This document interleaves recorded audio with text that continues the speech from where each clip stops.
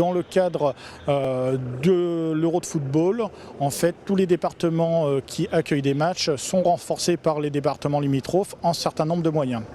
Pour l'Isère, donc à chaque match, nous engageons des moyens différents. Aujourd'hui est engagé un groupe de commandement, un groupe de poste médical avancé et ce qu'on appelle un groupe d'action numéro 3 qui viendrait avec des moyens de décontamination pour décontaminer les victimes en cas de problème chimique. Alors concrètement,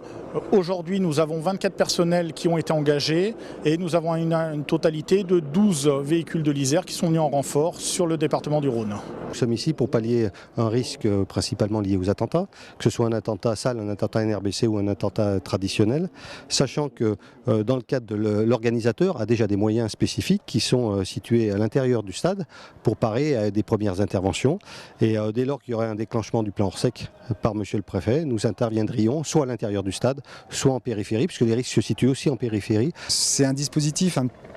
qui est relativement nouveau à l'échelle du secours en France, donc c'est pour répondre aux différentes menaces d'il y a une dizaine, quinzaine d'années. Donc les SDIS se sont dotés au fil des années de matériel de plus en plus performant et aujourd'hui on est sur un enjeu de rapidité de prise en charge des victimes et d'avoir un flux le plus élevé possible. C'est-à-dire qu'on a des victimes en masse avec des attentats où on veut contaminer un maximum de personnes avec différents agents biologiques ou chimiques ou radiologiques et il faut décontaminer le plus rapidement possible cette masse de personnes et éviter que ça parte dans la nature. Donc on a des formations spécifiques pour les personnels qui mettent en œuvre ces matériels. Donc on a Saint-Martin-d'Air qui a la berce décontamination et on a dans plusieurs casernes de l'Isère des fourgons qui sont armés avec des caisses NRBC, donc on a des tenues spécifiques qui ne sont pas des tenues de feu mais qui sont des tenues qui permettent de se protéger de projections de gaz toxiques, donc on a des protections respiratoires et des protections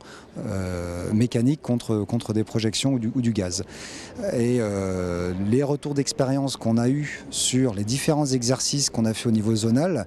montrent qu'il y a une préoccupation à avoir sur la sécurité du personnel, notamment quand ça doit durer dans le temps. Et ces interventions durent forcément dans le temps.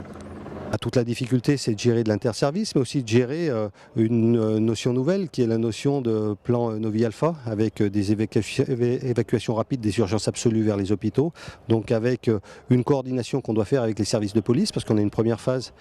qui est sous la responsabilité des forces de police pour une sécurisation de la zone, et une deuxième phase qui est toujours sous la responsabilité des forces de police, où ils nous permettent d'intervenir sous protection de leur part, dans un corridor sécurisé, qui nous permet d'aller chercher les victimes, de les amener à un point de regroupement des victimes, de les traiter très rapidement dans le cadre de ce qu'on appelle le damage shock, de pouvoir parer aux fonctions vitales très rapidement pour les évacuer vers les blocs hospitaliers. Ensuite, une fois que la sécurisation est faite par la police, on rentre dans l'opération plus traditionnelle concernant les sapeurs-pompiers, l'opération de secours.